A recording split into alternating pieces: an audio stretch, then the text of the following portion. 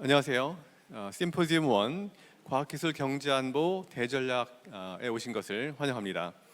저는 심포지움 1의 좌장을 맡은 카이스트 기술경영 전문대학원장 김원준 교수입니다. 반갑습니다. 네.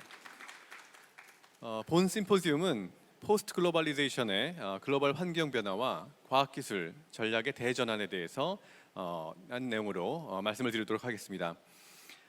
최근 세계는 코로나 팬데믹, 미중 패권 경쟁, 그리고 공급망 재편, 그리고 우크라이나 전쟁의 글로벌 지정학적 위기와 총체적인 도전이 진행되고 있고, 또 기후 위기, 그다음에 자원 위기 등 복합 위기 시대로 진입을 하고 있습니다.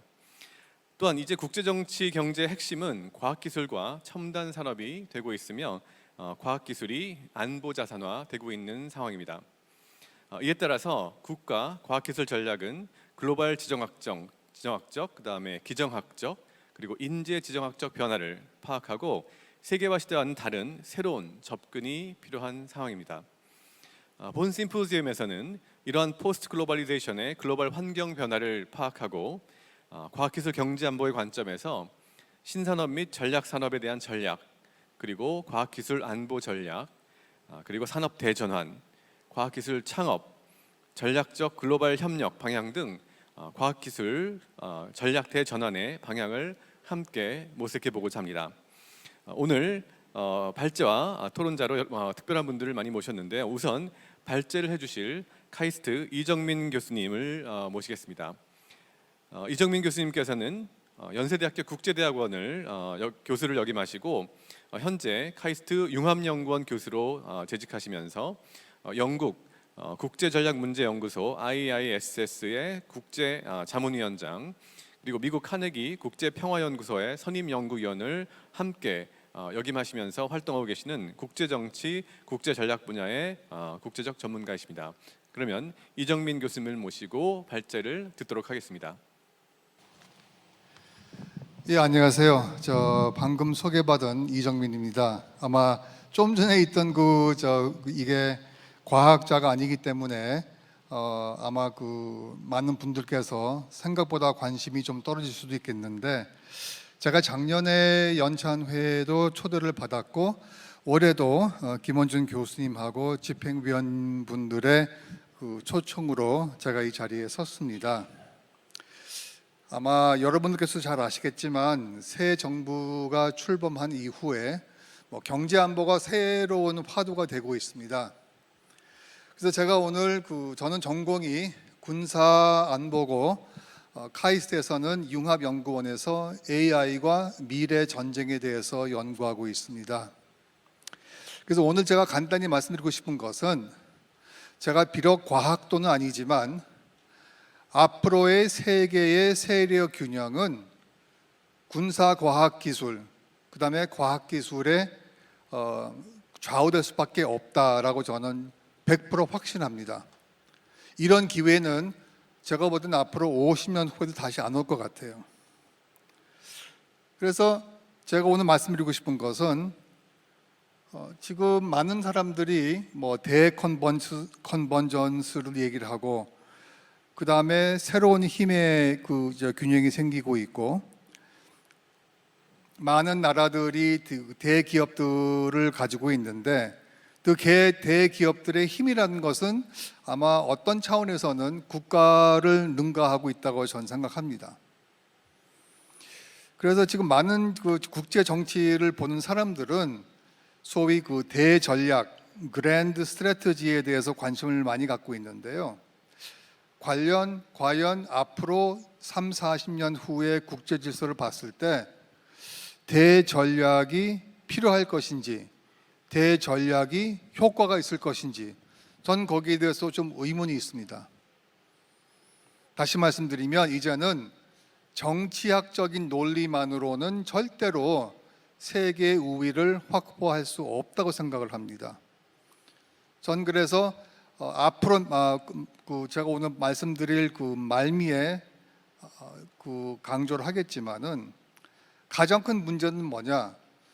대한민국뿐만 아니라 선진국들의 대부분의 정치인들 99%, 그 다음에 99%의 정책 입안자들이 과학 기술을 전혀 모릅니다. 그렇지 않습니까, 여러분? 저도 모르고 아마 여기 계신 분들이야 다 저명한 전문가시기 때문에 뭐 AI부터 퀀텀 뭐 바이오 다 아시겠지만은 정책을 입안하고 정치적인 힘을 발휘하는 분들께서는 아주 극소수를 제외하고는 과학기술을 전혀 모르고 있는데 세계는 과학기술의 힘으로 지금 추가 그쪽으로 쏠리고 있거든요. 그럼 누가 결정을 합니까? 당연히 정치인들하고 정책 입안자들이 해야 될 텐데 그분들께서 노하우가 없기 때문에 결국에는 소규모의 이 전문가들한테 의존할 수밖에 없다고 저는 생각이 듭니다. 전 그래서 앞으로 대한민국의 과학계하고 정치권하고 정책 그 집단들하고의 대화와 협력이 그 어느 때보다 굉장히 긴요하고 중요하지 않을까라고 생각이 듭니다. 그래서 쉽게 말씀드리면 이겁니다. Can you speak technology? 못하면은 앞으로 다가오는 세계에서는 아무리 한국의 대통령이라도 제가 볼 때는 밸류 에딧이 별로 없어요. 여러분들 아마 역사를 아시는 분들께서는 그 정화라는 사람을 알 수도 있을 텐데요. 제가 왜 이거 갖다 간단히 올렸냐면은 15세기 명나라가 한때는 전 세계에 가장 힘 있는 해양 대국이었습니다. 이 정화라는 사람이 환관이었는데 원래 종교가 이슬람이었고 그래서 황제가 시켜가지고 7번의 원정을 갔다가 갔어요. 1400년대에 어디까지 갔느냐? 아프리카 끝까지 가고 중동까지 다녀왔습니다. 그러니까 이때에 중국에 최초로 기린이라는 동물을 마다가스카르에서 태워가지고 이제 중국에 온 거예요. 여기 우측의 사진을 보시면은 이게 그 당시에 서방국들이 만들었던 가장 큰 배가 이 노란 선에 안에 있는데요. 물론 지금 명나라 당시에 정화가 원정을 나갔던 배는 지금 존재하지 않습니다만은 여러 가지 역사적인 유인물을 통해서 본다면은 엄청난 크기의 차이가 있는 거예요. 그만큼 당시의 중국은 세계를 지배할 수 있는 군사력, 과학 능력, 그 다음에 재정 능력을 확보하고 있었어요. 그런데 50년 지난 다음에 갑자기 안 한 겁니다. 포기한 거예요. 왜? 명나라가 너무나 잘 사니까 전 세계하고 교류할 필요가 전혀 없었던 거죠. 그래서 지금 정화의 꿈을 누가 꾸고 있느냐? 바로 시진핑 국가주석입니다. 그래서 제2의 정화가 분명히 될 건데 우리는 그러면 뭘 하고 있느냐? 그런 질문을 던지게 됩니다.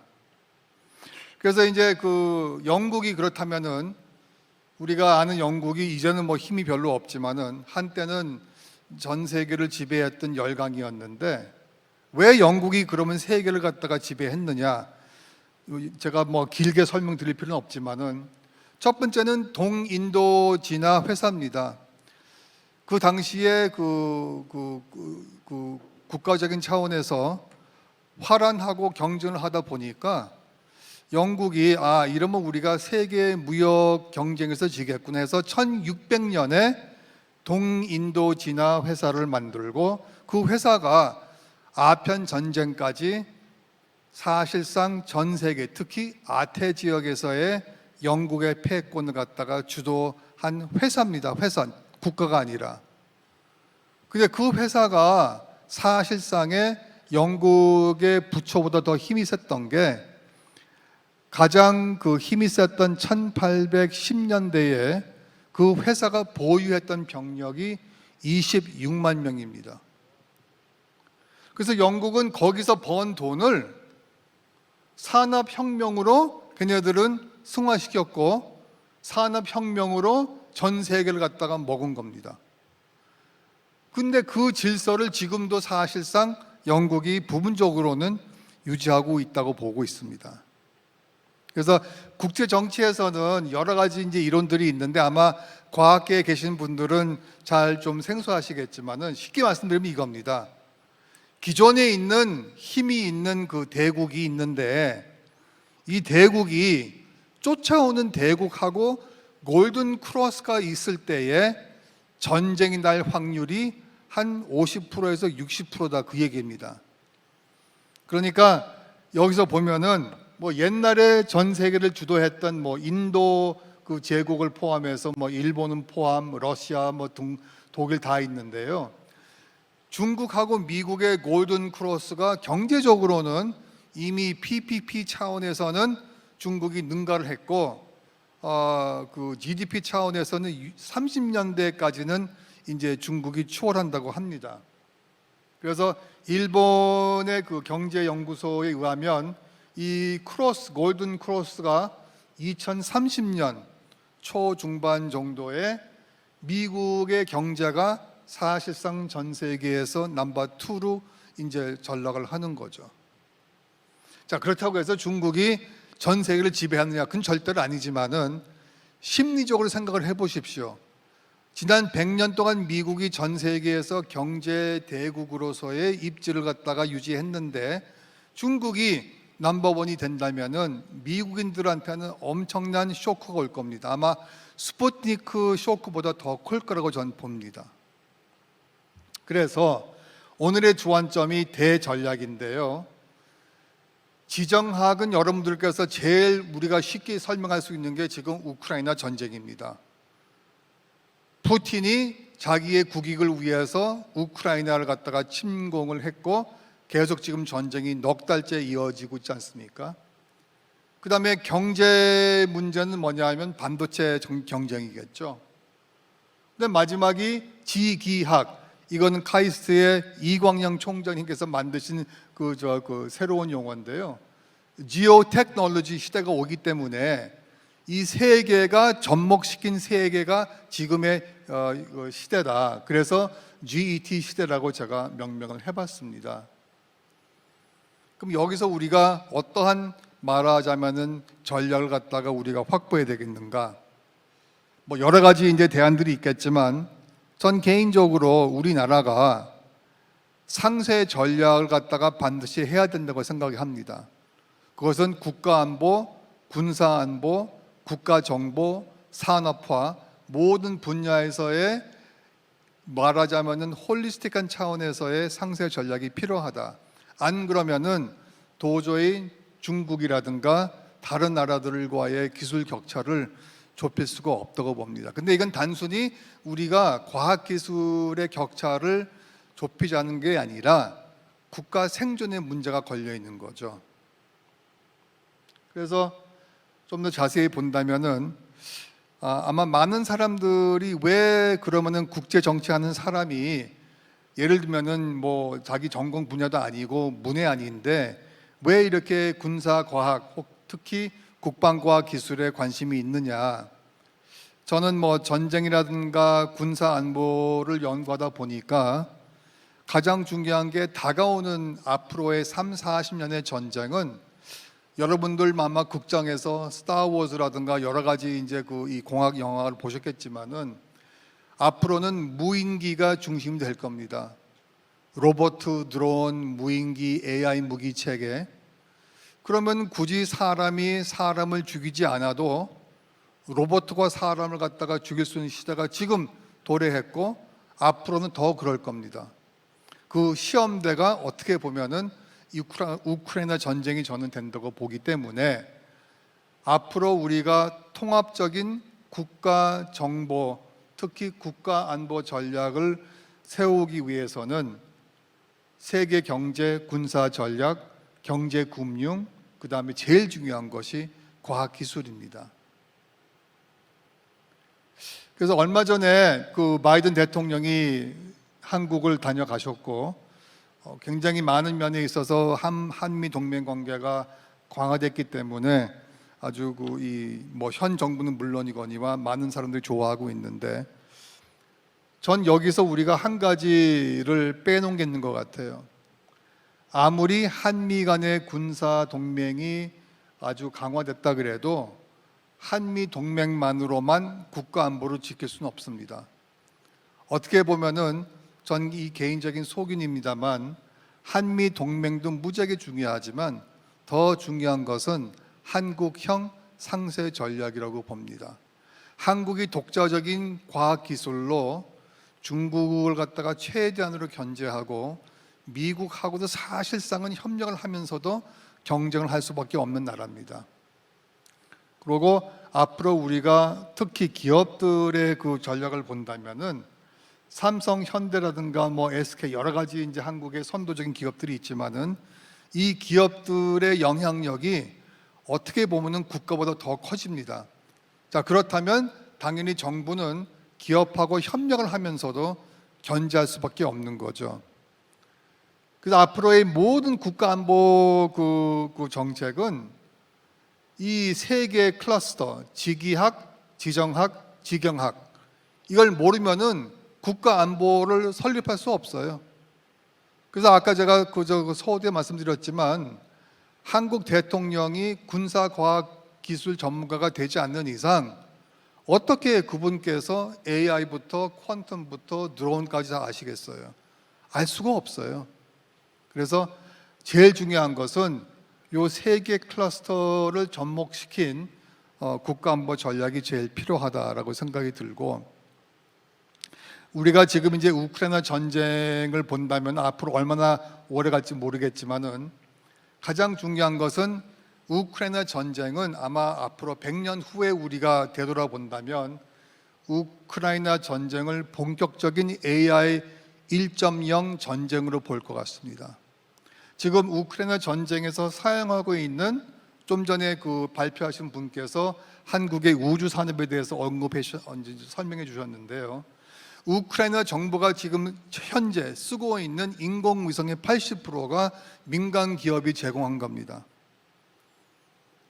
그러니까 민간 기업의 역할이 앞으로 만약에 대만이라든가 남중국해 하다못해 한반도에서 분쟁이 일어날 경우에는 국가 주도하에 인공위성도 중요하겠지만은 민간 기업의 역할이 굉장히 클 것이다 라고 보는 겁니다. 전 그래서 앞으로 우리가 만약에 어떤 차원에서의 국가 전략, 국가 안보 전략을 구성해야 될까? 기본적으로 EU, 지금 대통령께서 나토에 가 계시지만 EU, 그 다음에 아태 지역에서의 핵심 나라들, 그 다음에 미국, 이 3개 지역 간의 협력이 가장 중요할 것이다 라고 봅니다. 여러분들 아마 이 자리에 그 어르신들도 계시겠지만 한국 전쟁이 물론 동북아에서 일어난 전쟁이지만은 그 여파는 전 세계적으로 번졌습니다. 쉽게 얘기해서 한국 전쟁이 터졌기 때문에 유럽이 재무장을 하고 독일이 나토에 편입이 되고 러시아가 주적이 된 겁니다. 그러니까 동양에서 전쟁이 터지니까 그 당시에 트루먼 대통령은 아차, 소련이 만약에 준공하고 합작을 해가지고 한국을 친다면은 다음의 목표는 독일 아니면 영국이겠구나. 그래서 그 당시에 냉전 체제가 구체화된 거죠. 그래서 제가 여기서 뭐 자세하게 설명드릴 필요는 없지만은 지금 한국 전쟁만큼 가장 큰 위력을 지니는 것이 전 개인적으로 우크라이나 전쟁이라고 전 생각을 합니다.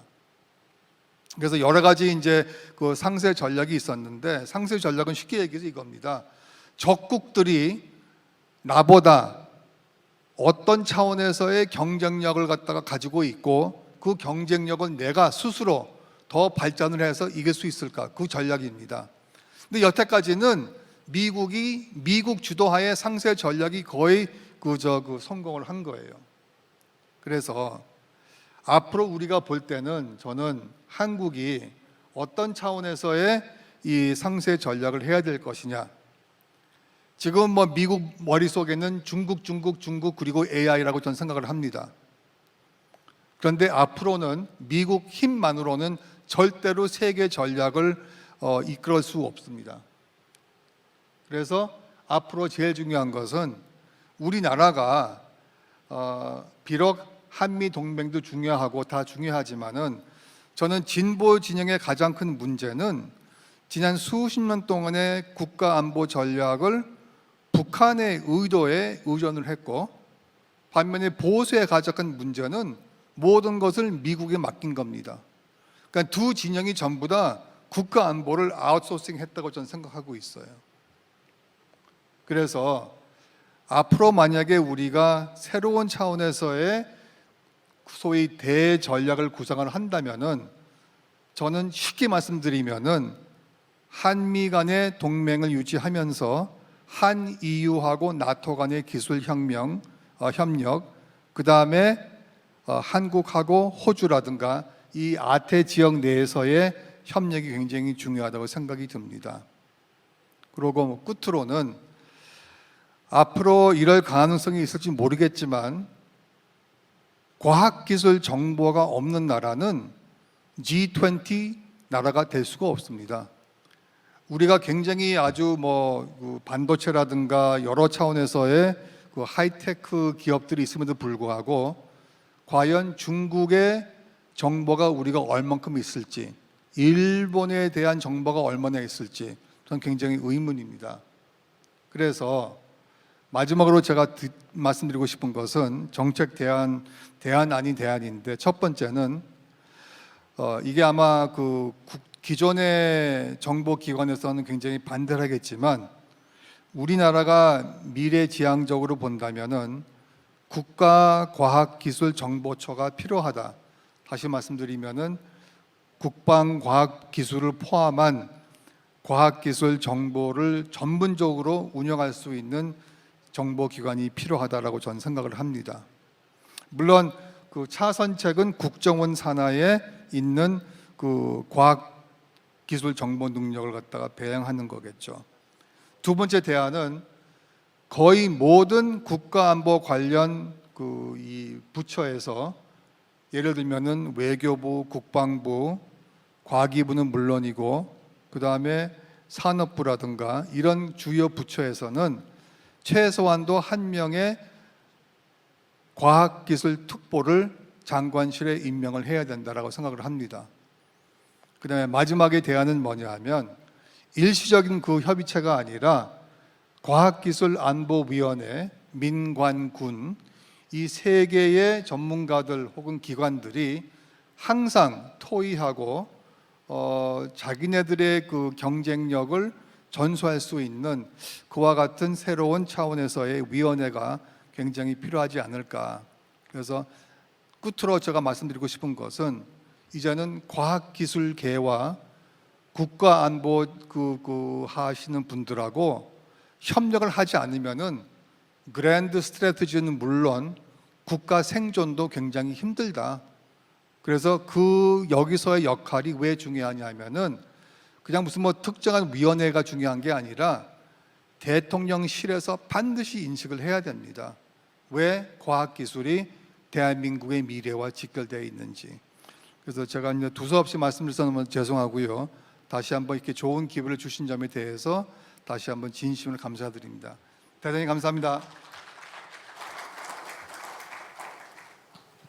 네, 이정민 교수님 감사합니다. 아주 과학기술 경제안보 관련돼서 큰 그림하에서 많은 말씀을 주셨고요.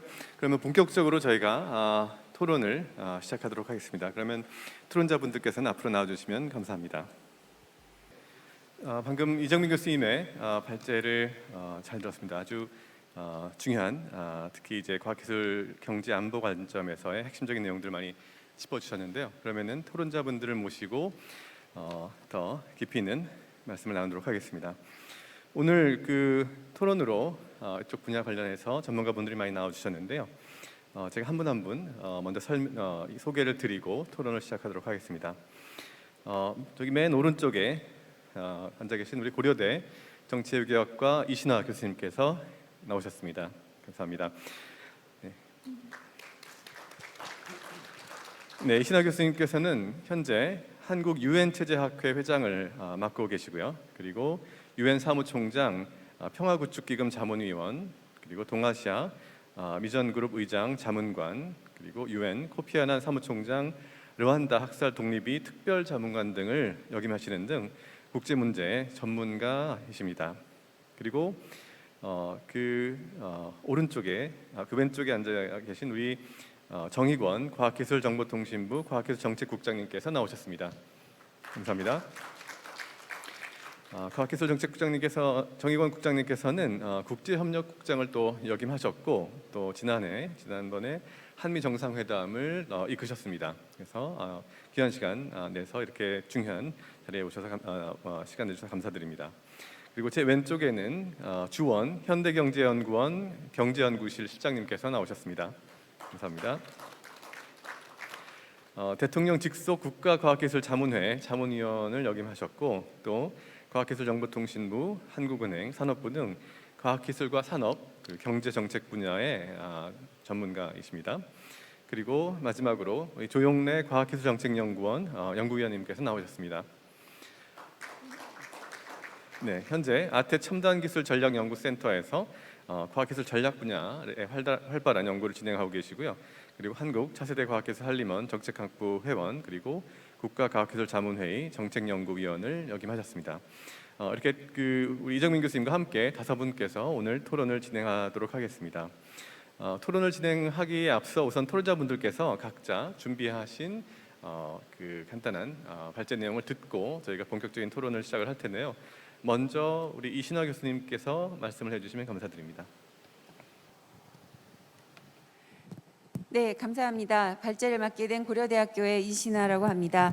저는 다자외교랑 소위 말하는 인간안보 이런 비전통안보, 요즘에 소위 말하는 신흥안보를 전공하는 교수인데요. 왜 갑자기 기술하는데 나왔나 이상하게 생각하실 텐데 저도 조금 이상하기는 한데요.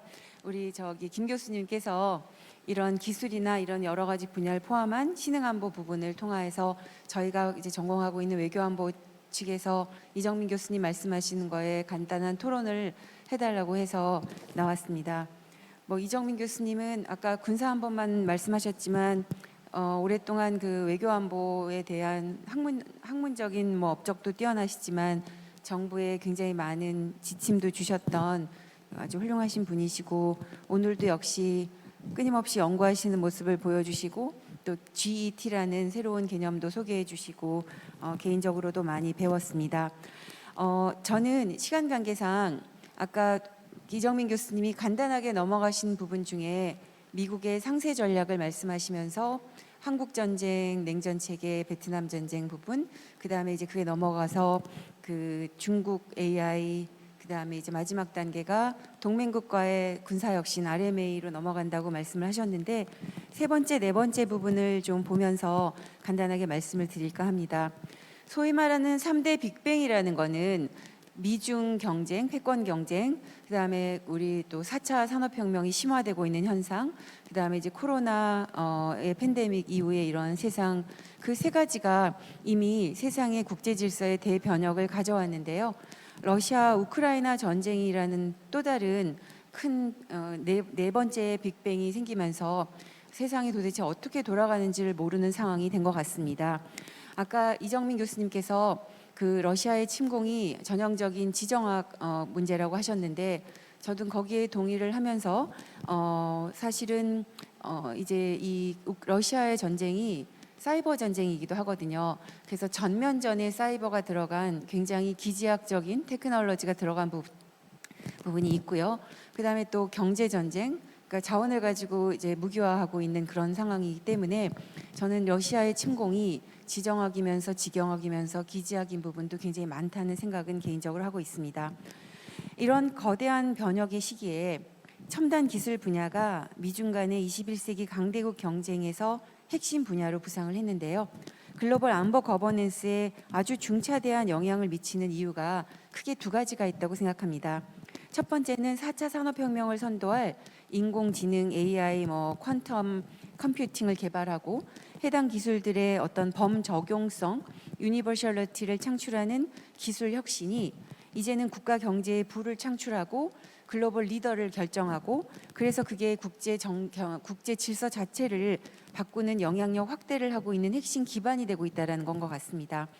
다 아시다시피 1차 증기기관, 2차 전기, 3차 컴퓨터 인터넷, 그다음에 이번에 나타난 신기술, 4차 혁명이 신기술 등장은 사회가 완전히 다른 모습으로 이제 변화가 가속화된다는 걸 보이고 있다라는 생각이 듭니다.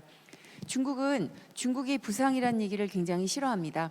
왜냐하면 자기들은 항상 중심에 있었는데 아까 이정민 교수님 말씀하셨던 것처럼 명나라 이후에 한 100년 정도만 이제 내려가 있었다는 거죠.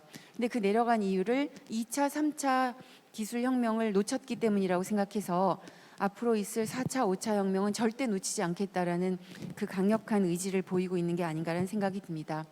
그도 그럴 것이 윌리엄 톰슨이라는 학자가 2020년에 낸 책을 보면 1770년에서 2040년까지 오랜 기간 동안 6, 70년 정도의 5주기로 나눠서 지배기술과 신흥기술을 규정하고요. 신흥기술이 지배기술을 압도하는 경우에 경제적 부를 창출하고 결국은 글로벌 리더가 되는 패권을 가질 수밖에 없다. 이제 그런 이야기를 했기 때문에 미국이 중국의 이제 기술 부상을 긴장할 수밖에 없다라는 생각이 듭니다.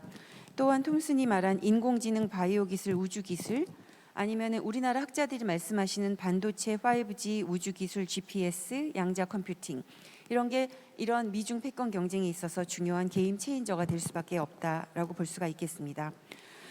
인공지능이나 로봇, 양자 컴퓨팅 이런 4차 산업혁명의 대표 기술들은요. 듀얼 유즈라고 부르는 민군 경영 가능성에 주목을 하고 있는 것 같습니다.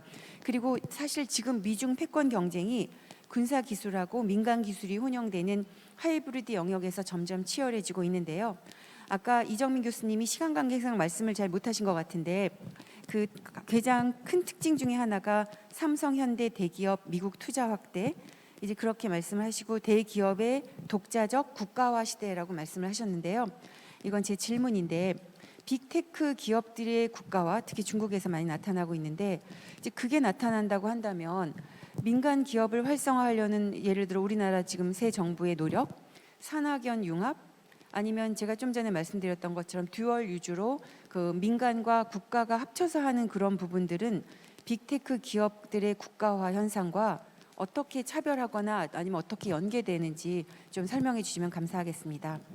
기술 혁신이 글로벌 안보 거버넌스의 가장 중요한 게임 체인저일 수밖에 없는 두 번째 이유는 강대국들의 기술 패권 경쟁은 단순한 과학이나 경제 영역의 첨단 기술 혁신 전략이 아니라 다자간 연대 경쟁을 토대로 기술 동맹을 추진하는 외교 안보 전략으로 발전하면서 양국 간 이념과 체제 문제를 포함한 전 방위적 경쟁으로 확산했기 때문이라는 생각이 듭니다. 그 의미에서 이정민 교수님이 말씀하신 네 번째 미국의 상세 전략, 동맹국과의 RMA를 이해해야 된다는 생각이 듭니다. 미국이 중국의 기술 굴기에 대해서 경계하고 또 우려하는 부분들이 굉장히 크고 글로벌 리더십과 경쟁력에서 상당 부분 위협을 받고 있다는 인식이 팽배한 것이 사실입니다만 하버드의 조셉 나이 교수가 말한 것처럼 중국의 기술 발전이 모방에만 의존하지 않고 연구개발에 막대한 투자를 해서 이제 AI 분야에서는 선두자리다.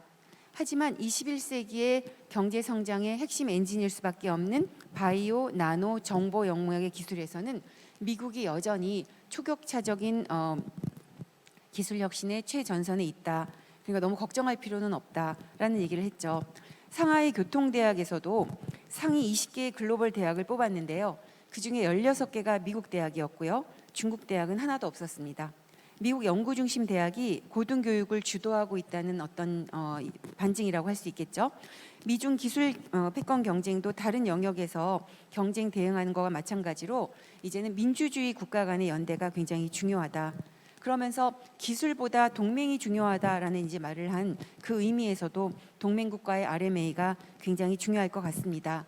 여기서 제가 또 하나 이정민 교수님께 질문드리고 싶은 것은 그렇기 때문에 자유민주주의 라이크 마인디드 국가들의 연합 아니면 동맹 연대가 굉장히 중요한데 그렇다면 중국과 러시아뿐만 아니라 unlike minded state 생각이 다른 국가들은 그럼 어떻게 할 것인지 지금 이 세상은 하이퍼 커넥티드니스 그다음에 탈중앙화가 굉장히 중요한인데 이렇게 라이크 마인디드만 미국 주도로 뭉치는 경우 우리가 unlike minded한 국가들은 어떻게 끌고 갈 것인지 이제 그 부분을 한번 제가 좀 여쭤보고 싶습니다.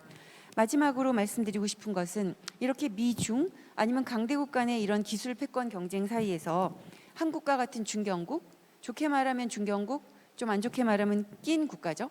이 사이에 낀 국가들은 전략적 딜레마를 어떻게 해야 될 것인가. 이제 그 의미에서 이정민 교수님께서 한국의 상세 전략이 굉장히 중요하다고 말씀하신 것 같습니다.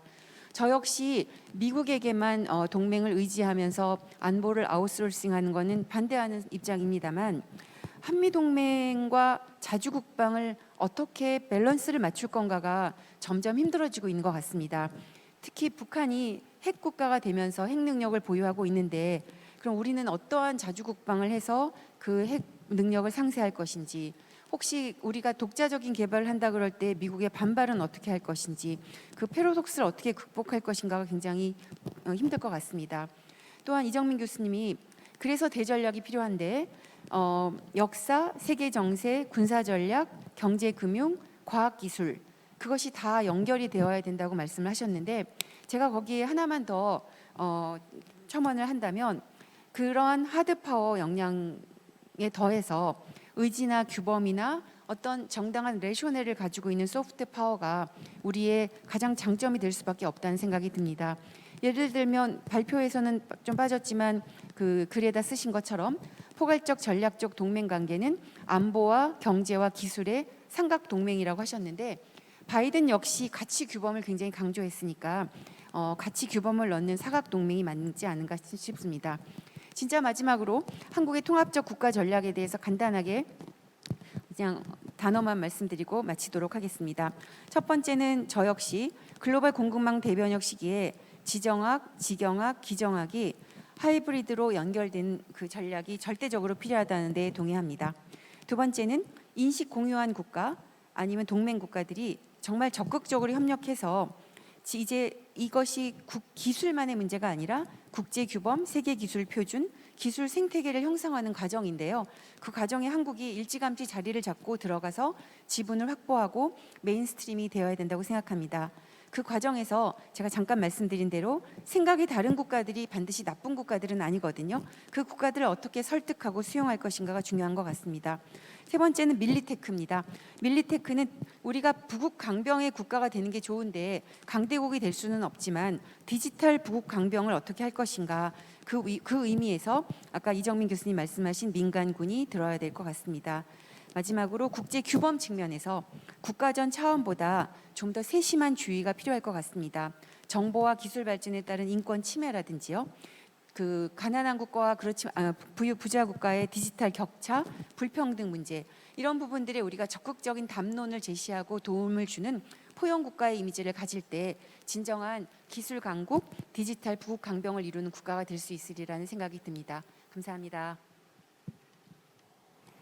네, 감사합니다, 신하 교수님. 아주 여러 가지 핵심적인 내용들을 많이 짚어주셨고요. 또 민간 협력이라는 부분, 그리고 기술 동맹과 외교 안보 전략 아까 이정민 교수님 말씀하셨던 부분도 그렇고요. 또 낀 국가로서의 어떤 한국의 상세 전략이 어떤 것이 있어야 되는지, 그리고 지정의 통합적인 접근, 그다음에 그 기술과 국제 협력, 국제 규범, 이런 부분들, 격차와 불평등, 중요한 부분들 잘 지적해 감사드립니다.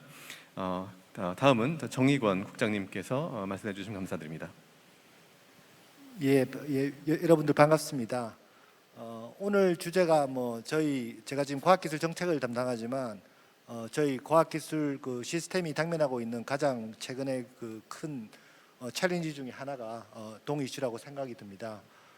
그래서 어떻게 보면 이 이슈가 기존의 저희 과학기술 정책에서는 다루지 않는 영역이었습니다. 아까 오늘 먼저 발표하신 국제 정치학 하시는 분, 안보 하시는 분들, 이런 식으로 이 영역은 단순한 과학기술의 문제가 아니고 안보의 영역이기도 하고 외교의 영역이기도 하고 그리고 경제의 영역이기도 하고 기술의 영역이기도 하는 모든 문제가 굉장히 복합적으로 작용하는 그런 과학기술 정책의 영역입니다.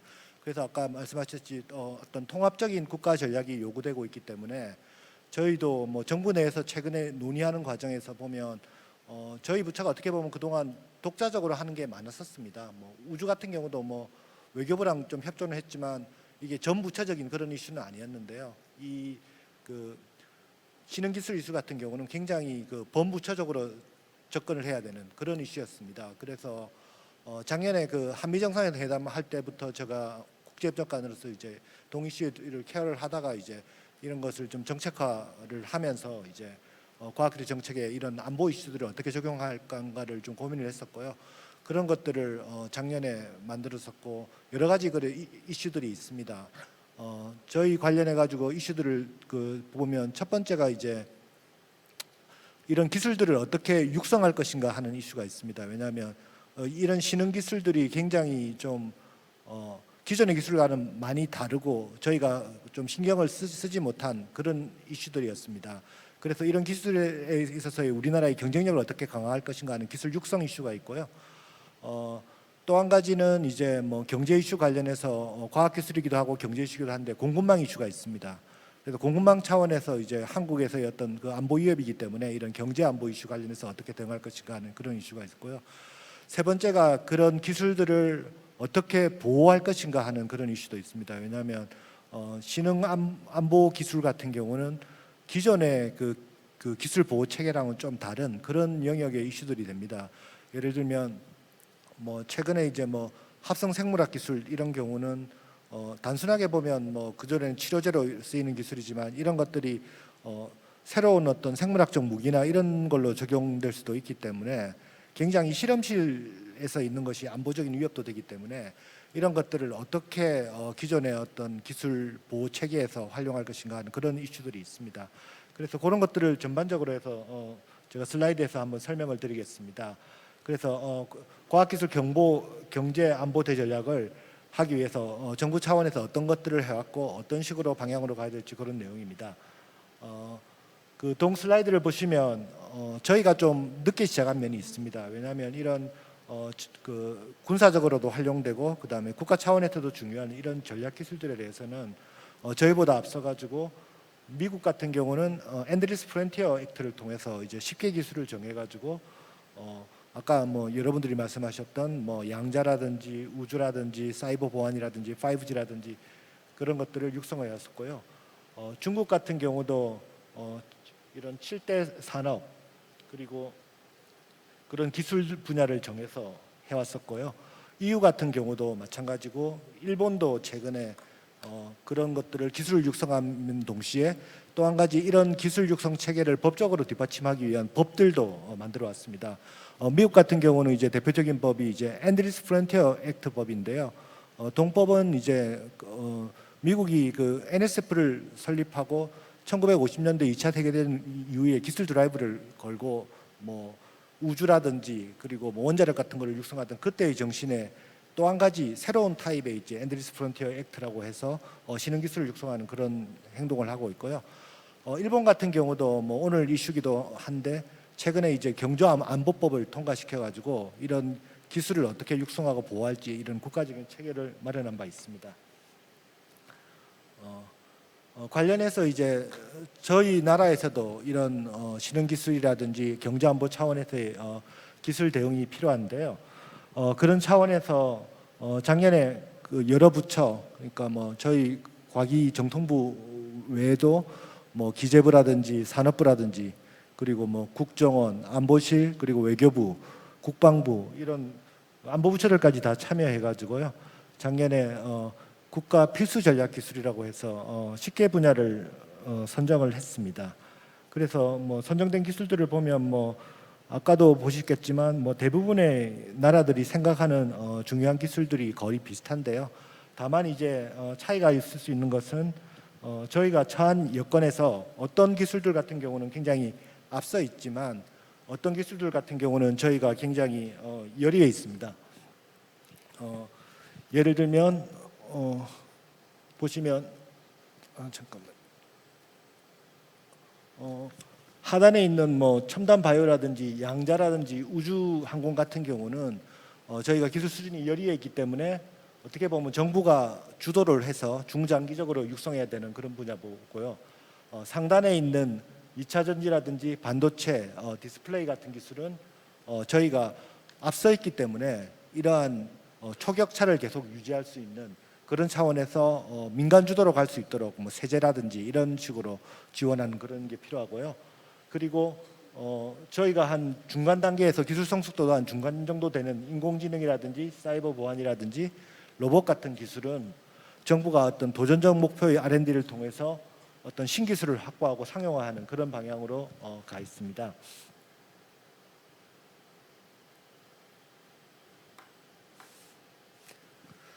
그래서 이런 것들을 뭐 저희가 기술을 육성하고 이런 것도 필요하지만 이것을 법으로 체계화하는 그런 노력도 아울러 진행하고 있습니다. 아까 미국 같은 경우 앤드리스 프론티어 액트법이 이미 국회에서 상원에서 이미 통과가 됐고요. 일본도 경제안보법이 됐듯이 저희도 두 가지 방법에서 접근을 하고 있습니다. 첫 번째가 이제 공급망 관련해서 작년에 미국 같은 경우는 이제 칩스법이 있는데요. 칩스법에 해당되는 국가 전략 산업 특별법 이것은 통과가 됐습니다. 그래서 그건 주로 이제 공급망 관련되는 산업에 포커스를 맞춰서 반도체 배터리 같은 그런 분야에 있어서 특화 단지라든지 어떤 세제 지원이라든지 그런 것들을 하는 것들이 진행이 되고 있고요. 그리고 기술 차원에서 이런 신흥 기술이라든지 전 전략 기술 분야를 육성하는 그래서 그런 수단으로 R&D라든지 인력 양선, 국제 표준이라든지 이런 협력 같은 활동들을 하는 그런 거를 내용으로 하는 국가전략기술육성특별법이 현재 과방위에서 현재 심사 중에 있는데 아마 올 연말까지는 저희가 통과하는 것을 목표로 해서 준비를 하고 있는 그런 상황입니다.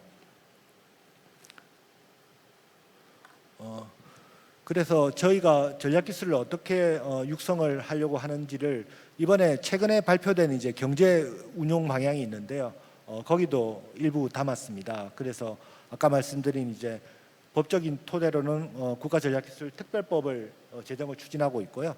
그리고 아까 그 선정된 식계 기술에 있어서도 저희가 뭐 그 기술들을 지금 정부가 새롭게 왔기 때문에 새로운 정부 차원에서 약간 좀 변형을 하고 그리고 좀 더 디테일하게 왜냐하면 지금은 분야 정도만 정했지 세부적인 기술이라든지 그 기술이 달성해야 될 목표라든지 이런 부분들까지는 못 가 있기 때문에 그런 부분들을 좀 구체화하고 그다음에 로드맵까지 만들어서 그런 기술들에서 육성하기 위해서 필요한 것들이 뭔지 뭐 인력 양성에 중점을 둘지 아니면 기술 협력에 중점을 둘지 아니면 기술 개발에 중점을 둘지 그런 것들을 하고 있는 그런 작업들을 지금 들어갔고요. 그리고 그런 것을 구현하기 위한 어떤 그런 국가 차원의 메가 프로젝트도 지금 부처랑도 협의를 하고 있는 그런 상황입니다.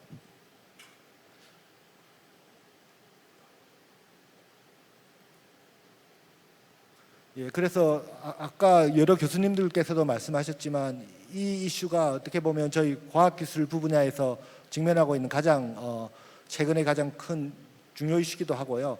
다만 저희 부처 과학기술 분야에서만 할 수 있는 그런 이슈가 아니기 때문에 그 외교부서라든지 안보부서라든지 국방부서라든지 이런 범부처적인 그런 노력이 필요하고요. 아까 발제하신 이정민 교수님이 말씀하셨듯이 국가 차원의 이런 것을 좀 모을 수 있는 그런 차원의 어떤 가버넌스나 이런 것이 저희도 필요하다는 데 느끼고 있고요. 지금 청와대에서 아마 경제안보비서관을 만들어가지고 그렇게 하는 것도 그런 노력의 일환으로 생각하고 있고 경제안보비서관하고도 저희도 긴밀하게 조율하면서 동이슈들을 대응하기 위해서 국가 차원에 노력하고 있다고 말씀드리면서 오늘 말씀을 마치겠습니다. 경청해 주셔서 감사합니다. 네, 고맙습니다. 지금 정부 차원에서 특히 이제 과학기술정보통신부 차원에서 진행하고 있는 여러 가지 전략적인 방향성에 대해서 아주 전반적으로 잘 말씀을 해주신 것 같습니다. 특히 기대되는 것 중에 하나는 과감하고 신속한 전략기술 추진을 위한 이제 특별법 제정을 지금 준비하고 계신 부분들도 굉장히 기대가 됩니다. 네, 그럼 다음은 그 주원 실장님께서 말씀을 좀 해주시겠습니다. 네, 안녕하십니까. 현대경제연구원 주원입니다. 지금 이제 경제안보가 사실은 이제 주요 이슈인데 핵심은 그거 같아요. 경제안보와 관련된 내용들이 보면 이제 글로벌 밸류 체인이고 그게 이제 공급망 다 이야기입니다. 공급망이 낮은 단계에서부터 보면 원자재, 그 다음에 그걸로 만들어지는 소재 부품, 그 다음에 뭐 중간재, 최종재, 그리고 뭐 거기에 관련된 기술들 이런 것들이 이제 순차적으로 발생하는 게 이제 글로벌 체인인데 지금 그런 것들이 문제가 생겨서 발생하는 게 경제 안보인데요.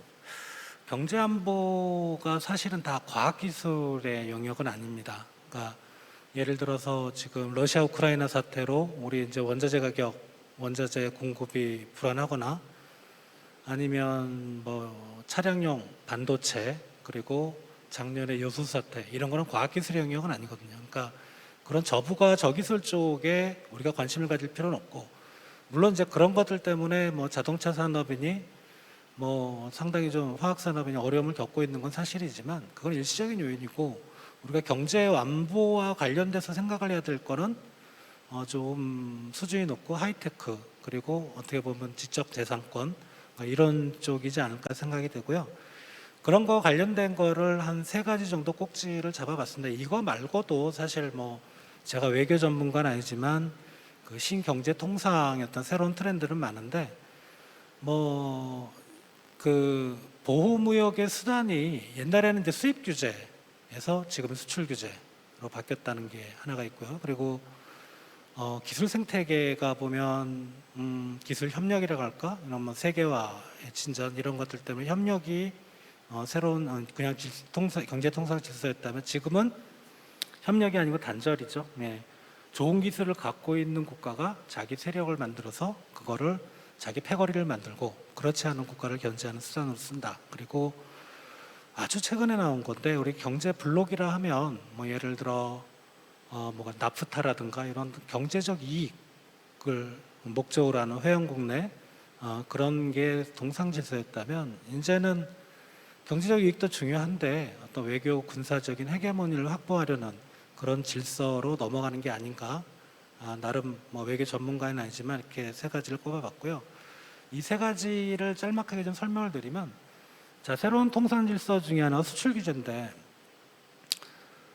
보시면 우리가 아마 2019년 뭐 그 부근에서 그 일본이 우리나라 반도체 3종 세트 그리고 나아가서는 우리나라 화이트 리스트에서 제외를 했죠. 그래서 뭐 우리나라 내부적으로 보면 언론에서 난리가 났었습니다. 이거 역시 소부장이 터졌구나. 이쪽에 우리가 기술이 일본에 종속이 돼 있으니까 이런 굴욕을 당하는구나. 그렇게 해서 뭐 정부의 그 R&D 재원이랄까 관심이 R&D 다른 분야보다 소부장 쪽으로 다 몰렸어요.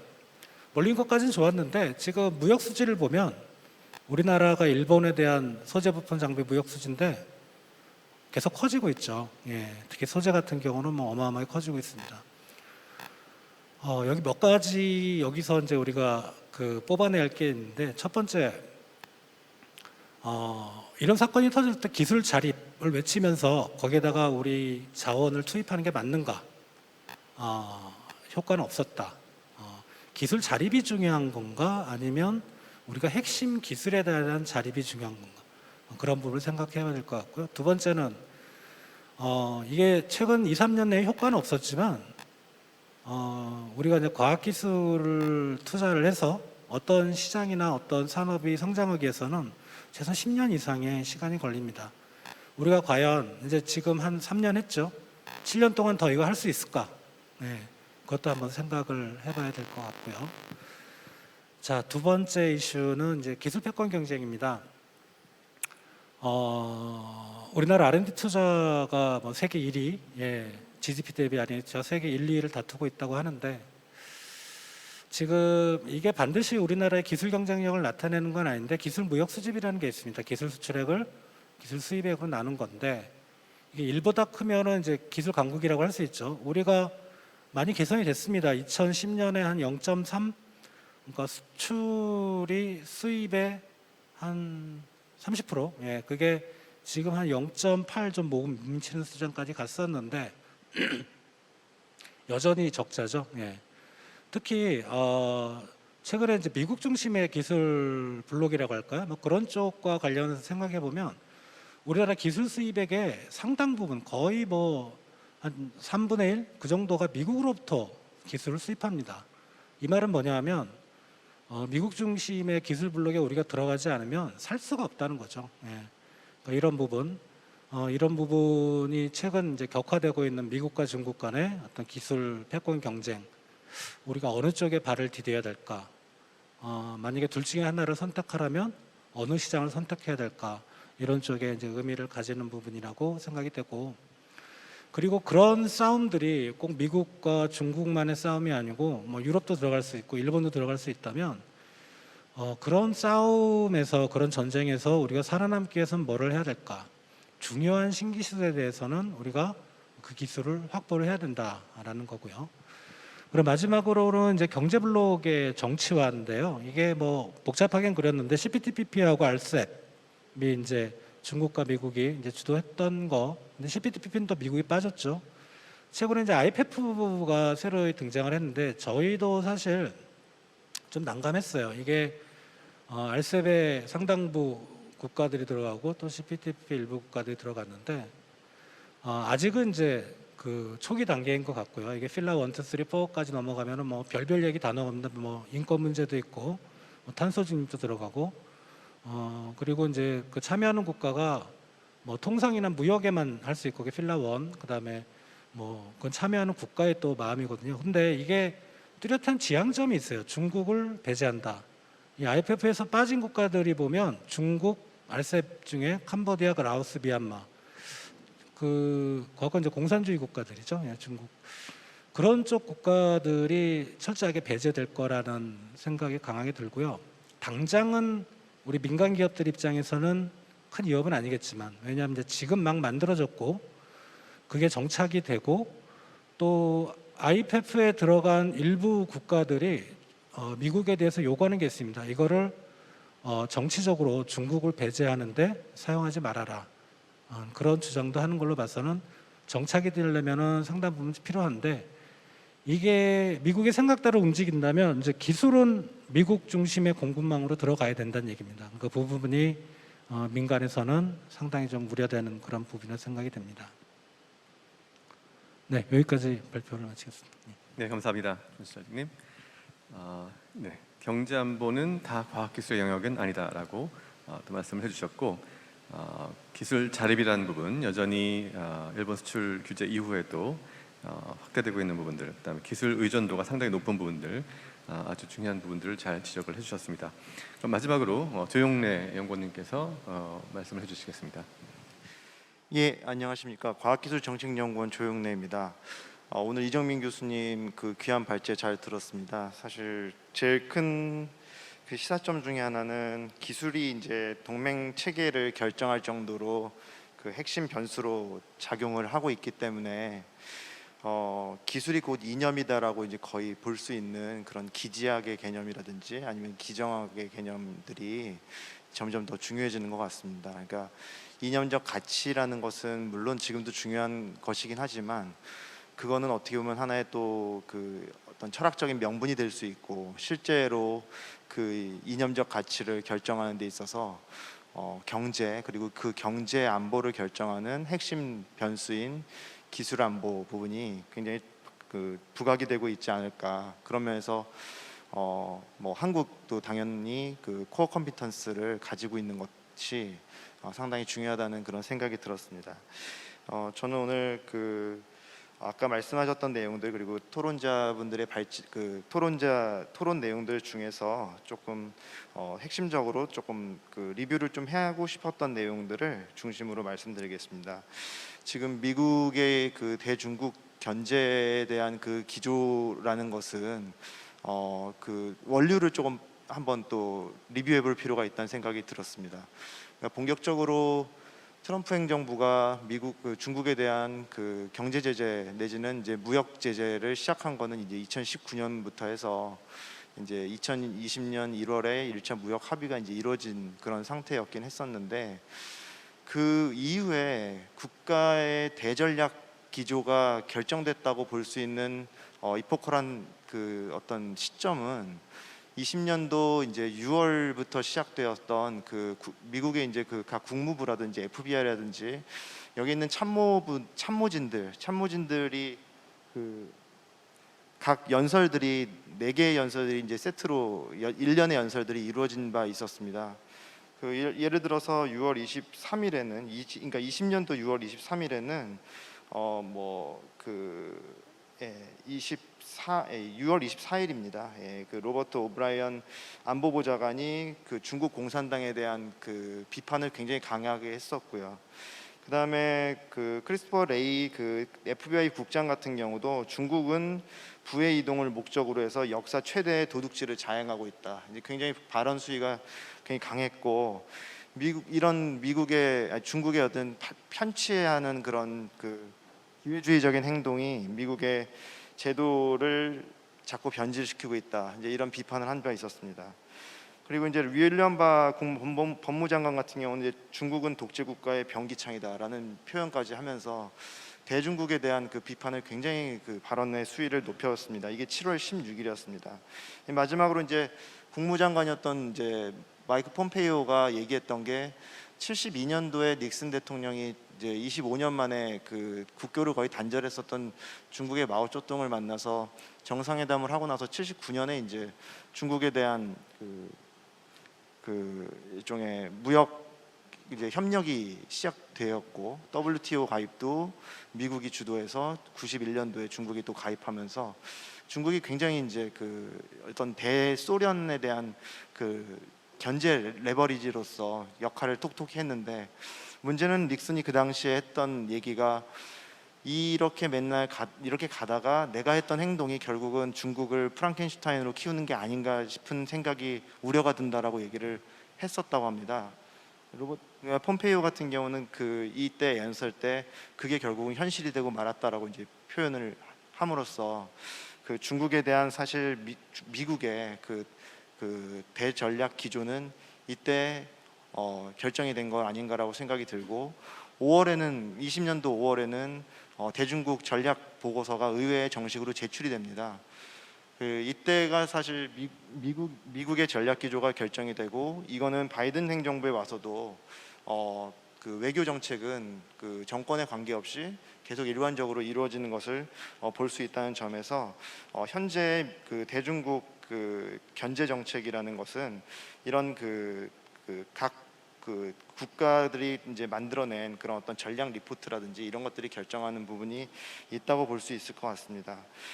이렇게 봤을 때 현재 우리나라 정부에서 지금 하고 있는 아까 정의건 국장님도 말씀하셨던 이런 그 국가 필수 전략 기술 관련된 안건을 만들어내고 관련된 후속 조치를 만들어내는 이런 작업들이 국가의 대전략 기조를 만들어낸다는 점에서 굉장히 중요하다고 생각이 듭니다.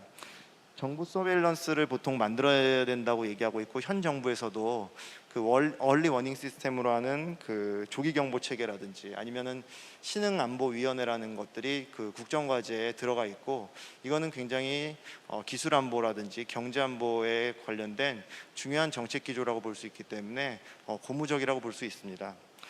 문제는 이제 우리가 정보 서베일런스라고 한다거나 아니면 정보 분석 체계라고 얘기를 할 때 어떤 앵글을 가지고 이 정보들을 활용해야 될 것인지에 대해서는 생각보다 생각을 많이 안 하는 경우가 많습니다.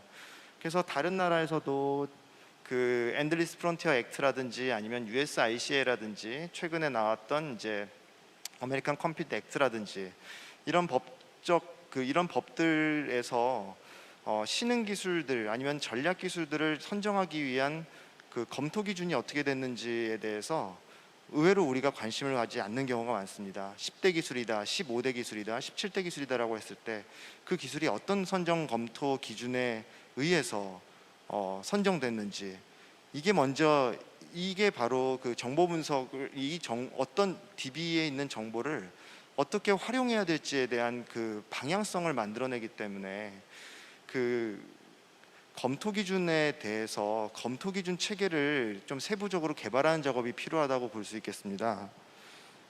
과기정통부 같은 경우는 국가 안보에 특화된 그런 이제 전략 기술 체계를 만들어내는 것을 지금 작업을 하고 있는 중인데요.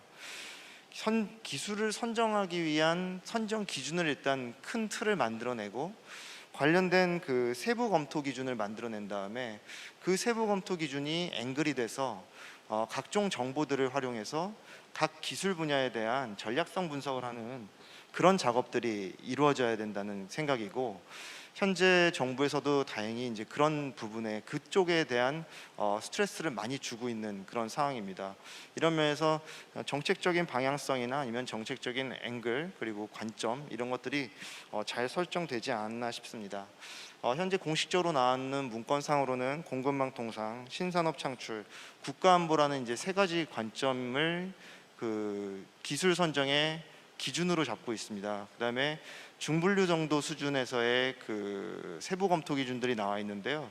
이걸 가지고 우리가 갖고 있는 국가의 그 정보 분석망이라든지 DB의 정보들을 세부적으로 어떻게 활용해서 이 검토 기준에 활용을 할 수 있을까?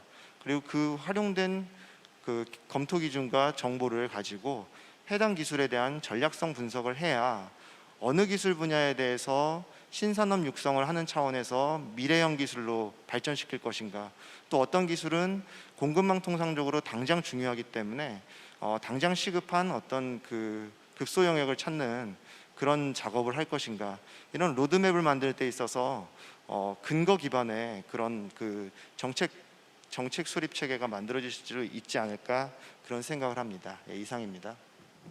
네, 감사합니다. 조용래 박사님.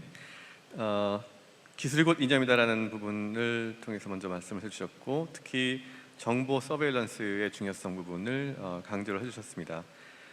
뭐 아시겠지만 그 2차 세계대전에서 가장 치열하게 정보와 과학기술 이 경쟁이 있었던 부분 중에 하나가 이쪽 정보 부분 중에 하나였었는데요. 뭐 잘 아시는 AI 시작도 이런 그 이 정보 서베일런스를 중심으로 시작이 됐던 부분들도 있는데요. 중요한 부분들 잘 지적을 해주셨습니다.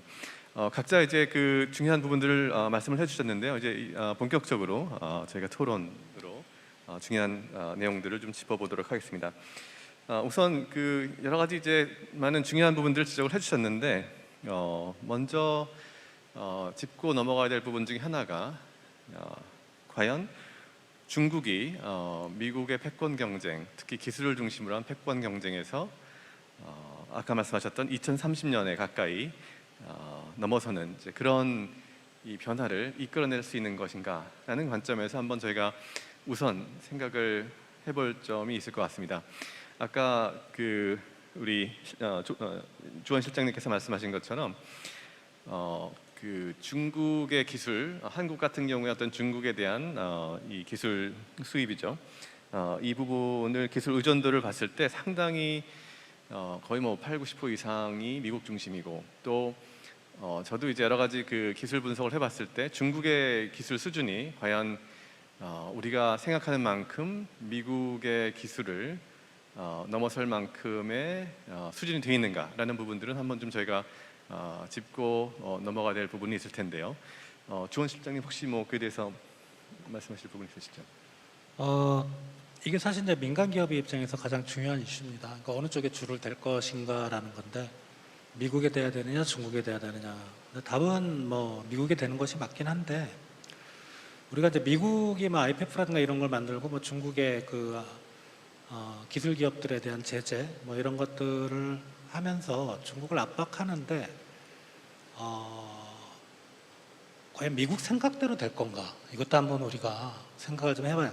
미국은 중국을 배제할 수 있다고 생각을 하는 것 같지만 사실 중국도 거기다 리액션은 분명히 들어갈 것 같거든요. 그게 어떤 식이 될지는 모르는데, 예를 들어서 뭐 가장 단순하게는 이제 선진국들이 미국 중심으로 뭉치니까 이제 개도국, 남은 WTO 내 개도국들을 가지고 중국 중심으로 뭉치게 하는 게 하나가 있을 수 있고, 그리고 이제 자원 수출국이 주로 이제 신흥국인데, 지금 어떻게 보면 원자재 가격이 올라가는 거는 자원 신흥국들의 어떤 반격이라고도 볼 수가 있는 차원에서 그런 국가들을 묶어서 미국에 대응하는 방법.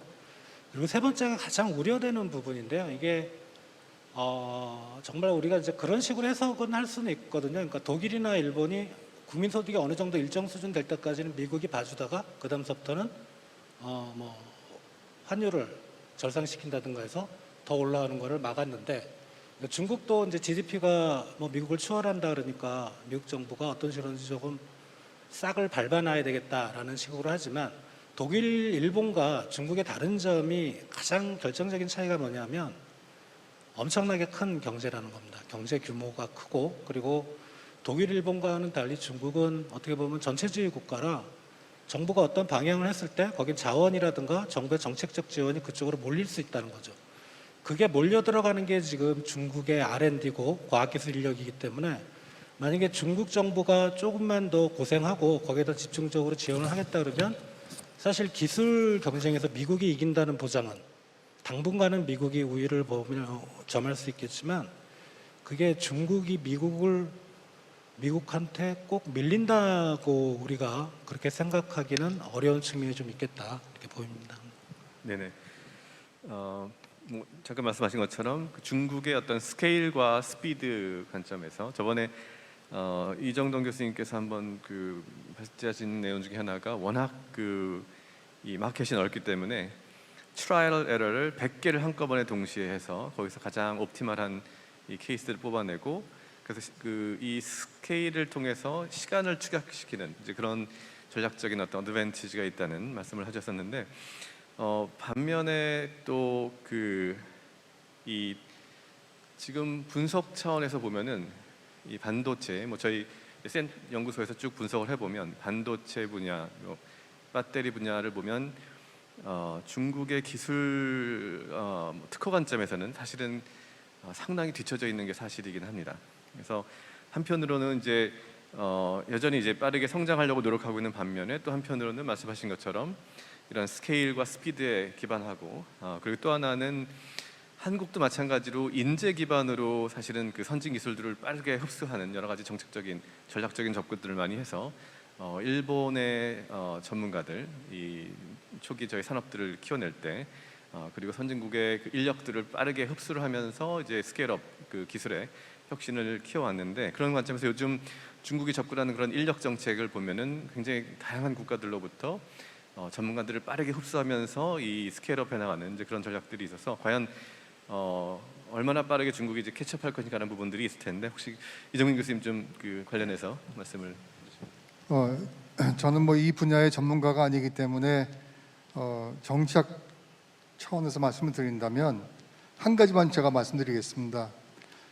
미국이 중국에 대해서 굉장히 많이 견제를 하고 굉장히 경각심을 가지고 있고 분명히 외교 안보 군사 정책 기반자들은 중국을 상당히 중요한 적국으로 지금 인식을 하고 있고 그 중국을 군사적으로 외교적으로 정치적으로 기술적으로 막아야 되겠다 이런 생각을 하고 있거든요. 그러나 과연 미국이 중국을 얼마만큼 이해를 하고 있는지 저는 거기에 대해서 큰 의문이 있습니다. 다시 말씀드리면 중국이 비록 사회주의 국가고 공산체제 하에 있는 것은 확실한 사실이지만은 그렇다고 해서 중국이 군사 과학 기술 가지고 혁신을 못한다? 전혀 그렇지 않습니다. 그러니까 지금 중국의 그 인민해방군의 군사 현대화 속도라든가 차세대 전투에 필요한 무기 체계라든가 모든 그 전쟁 수행 이 체계를 보면은 굉장히 빠른 속도로 습득하고 있는 거예요. 진화하면서. 전 그래서 미국이 물론 자유민주주의 국가의 기본적인 모델이고 다 좋겠지만은 미국이 중국을 분명하게 객관적으로 이해를 못하면은 장기적인 안목에서 미중 간의 기술 패권에서도 미국이 승리한다는 보장은 저는 없다고 봅니다. 네네. 혹시 다른 그 관련된 예, 저도 하나 말씀드리면 저는 근데 그래도 미국이 아직은이라는 게 상당 기간 렐러티브 어드밴티지가 있다라는 생각이 드는데요. 아까 잠깐 제가 제 토론에서도 말씀드린 것처럼 중국이 기술 발전 모방 단계는 넘어선 거는 맞는 것 같습니다. 그리고 연구 개발에 어마어마한 투자를 하고 있고요. 그래서 AI 분야는 뭐 선두자리라고들 많이 얘기를 하는데 말씀드린 대로 바이오나 나노 정보 이런 좀 더 크리에이티비티가 필요한 부분에 있어서 좀 밀리는 분야가 있는 것 같은데요.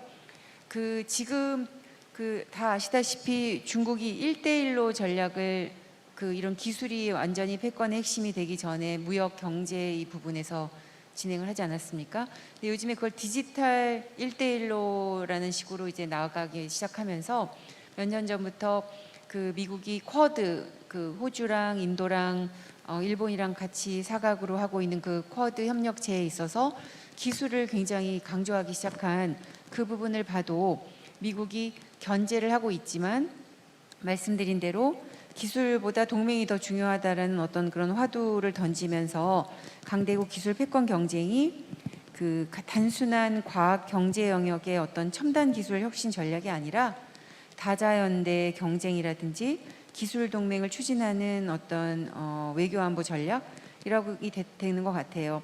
그래서 어떻게 진행이 될지는 모르겠지만 그 미국, 한국, 뭐 일본, 호주 또 지금 진행되고 있는 그 나토 핵심국 거기에 심지어 중국을 자극하면서 대만까지 집어넣어서 칩4 동맹, 반도체 동맹을 하고 있는 이런 그런 부분들을 봐도 좀 그런 것 같고요. 간단히 하나만 더 말씀드리면 그 밀리테크인데 그 밀리테크라는 얘기들을 요즘 국제 정치에서 기술하는 교수들은 좀 많이 얘기를 하고 있거든요. 그러니까 첨단 방위 산업의 기술 보유가 기술 바탕의 군사력 경쟁을 넘어서 실제 전쟁 수행 차원도 중요하지만 그거를 뛰어넘어 이제 무기 판매, 기술 이전 이런 경제 산업적 차원의 경쟁에서도 앞서가는 것을 의미한답니다. 그래서 안면 인식, 가상현실, 인공지능 로봇, 자율주행차 이런 관련된 기술이 상업적으로는 물론 군사적 목적으로도 사용될 수 있는 이른바 그 밀리테크의 사례가 점점 늘고 있다는 거죠. 그래서 이 밀리테크를 확보하는 나라가 미래전에서 승리하고 그래서 경제 성장을 누리고 그래서 글로벌 패권까지 장악한다라는 그런 이점에서 볼 때 민간군의 협력이 굉장히 중요한데 중국의 그 전제주의적인 굉장히 이런 리지드한 그 체제가 이걸 과연 받아들일 수 있을까? 이제 그러한 면에서 저는 아직까지는 기술 경쟁은 미국 주도의 경쟁으로 진행이 되지 않을까 이제 그런 생각을 하고 있습니다. 네. 네, 감사합니다. 방금 말씀하신 거를 이제 두 분 다 말씀하신 거 내용 중에 하나 조금 언급하고 넘어가야 될 부분 중 하나가 과연 기술 패권과 글로벌 패권은 같은 것인가? 라는 관점에서는 저희가 구분해서 생각을 해야 될 부분들이 없잖아 있는 것 같다라는 생각이 들고 어젠가 이제 키신저 전 국무부 장관이 미국의 과연 지금의 패권 리더십을 그대로 유지할 수 있을 것인가라는 관점에서 여러 가지 말씀을 하셨는데 그중에 핵심은 아무리 기술 패권이 있고 그리고 군사적인 역량이 있더라도 다른 세계적인 글로벌 협력에서 제도적이고 그다음에 외교적으로 그리고 문화적으로 리스펙트를 받을 만한 리더십이 있느냐 없느냐에 따라서 글로벌 리더십을 가져갈 것인가 안 가져갈 것인가는 결정이 되겠다라는 얘기를 하셨는데 말씀하신 것처럼 이 기술 패권과 글로벌 패권은 점차 달라질 수도 있겠다라는 생각이 들고 이제 그런 관점에서 저희가 지금 굉장히 기술 패권에 많이 집중을 하고 있긴 하지만 얼마나 외교 안보적인 그다음 문화적인 이런 리더십을 함께 키워나가는가도 굉장히 중요한 부분이 있을 것 같습니다. 이런 관점에서 이 한국의 이 기술 패권과 조금 더 폭을 넓혀서 이 글로벌 패권, 미국과의 관계, 그다음에 한국으로서의 어떤 리더십은 어떤 점들이 또 추가적으로 좀 고민을 해야 될 부분이 있을지 좀 의견이 있으시면 말씀해 주시면 감사드릴 것 같은데 이 부분은 좀 간단하게 네. 다른 분들께서 더 좋은 의견이 있으시겠지만 저는 물론 1차적으로 윤 정부가 미국 그다음에 EU, 나토 이런 나라들하고 기술 안보 협력하는 것은 굉장히 중요하다고 봅니다. 근데 그것만 가지고는 앞으로의 세상에서 우리가 이길 수가 없는 거죠. 뭘 해야 되겠느냐? 개인적으로 저는 4차 산업화 시대에 가장 제3세계도 수긍할 수 있는 이 시험대가 저는 한국이라고 봅니다. 그러니까 한국에서 나타나는 모든 정치, 외교, 군사, 기술, 경제, 통상 이런 새로운 질서의 정책을 한국을 통해서 이것을 갖다가 저는 모든 나라에 우리가 적용할 수는 없겠지만은 한국에 굉장히 아주 적합한 모델이다. 그리고 그렇게 될 수밖에 없다고 생각을 합니다. 뭐냐? 미국의 가장 큰 문제는 저도 미국에 대해서는 굉장히 좀 호의적으로 생각을 하지만 미국의 국내 정치를 보세요. 누가 5년 전에 10년 전에 트럼프 같은 이상한 대통령이 나온다고 생각을 했겠습니까? 상상을 못했어요. 그러나 트럼프를 지지하는 세력이 굉장히 뿌리가 깊습니다.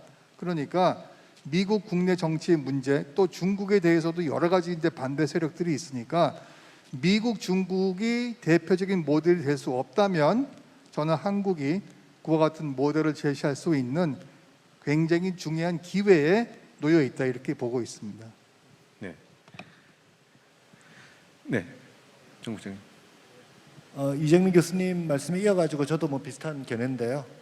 저는 기본적으로 한국이 가져야 될 그런 스테이터스는 어떤 거냐 생각해 보면 저는 일단 누리호가 떠오릅니다. 왜냐하면 누리호 처음 시작할 때 제가 담당 과장이었는데요. 그때도 기본적인 목표가 우리나라가 기술 주권이 있어야 된다고 생각을 했습니다. 그래서 이번에 누리호가 성공하고 나서 어떤 사설에도 우주 주권이 확립됐다 그러듯이 결국은 뭐 저희가 누리호나 뭐 나로호를 할 때도 미국이 도와주지는 않았지만 결국은 우리가 실력이 있으면 다른 나라들이 다가오거든요.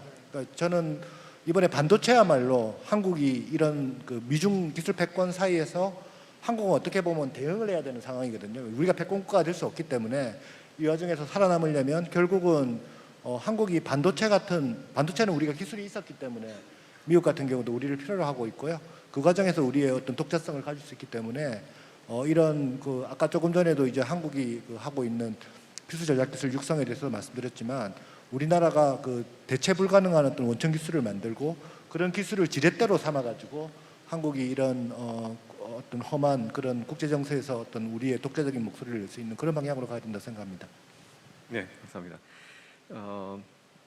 네, 누리호 말씀을 해주셨는데 또 이 국민들 차원에서 또 좀 궁금한 것 중에 하나가 우리 한국이 지금 많은 분야를 경제적인 리더십을 이제 찾아나가고 있는 와중이고 여전히 물론 이제 미국과 비교해서는 또 여러 가지 캐치업해야 될 부분이 많이 있기는 한데요. 또 한편으로는 여러 가지 전략 기술 아까 보여주신 것 중에 몇 개는 물론 한국이 굉장히 앞서가고 있긴 하지만 그 상당 부분은 또 한국이 예를 들어서 뭐 양자 기술이라든지 이런 부분들은 또 상당히 이 우려 사항이 있는 부분들. 모든 국가가 같은 전략 기술들을 거의 비슷한 전략 기술들을 집중을 하고 있는데 한국이 가지고 있는 부분들은 또 그 중에 일부 분이 돼 있어서 다 같이 레이싱을 하는데 우리 과학기술 차원에서는 혹시 어떤 쉽지 않은 대답이 되긴 하겠지만 어떤 전략적인 접근이 있을 수가 있을지 한번 좀 생각을 해봐 주시면 얘기를 해봐 주시면 좋을 것 같습니다.